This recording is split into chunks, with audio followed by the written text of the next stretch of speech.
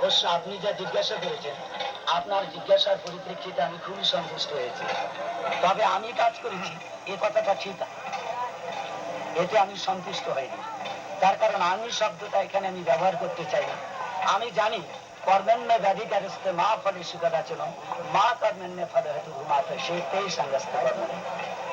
ঠাকুরের প্রতিষ্ঠিত আশ্রম আজ শ্রীমায়ের নির্দেশে আমাকে যতটুকু কর্মভার বা দায়িত্ব দিয়েছেন, আমি সেই দায়িত্বটুকুই বহন করে এগিয়ে চলেছি।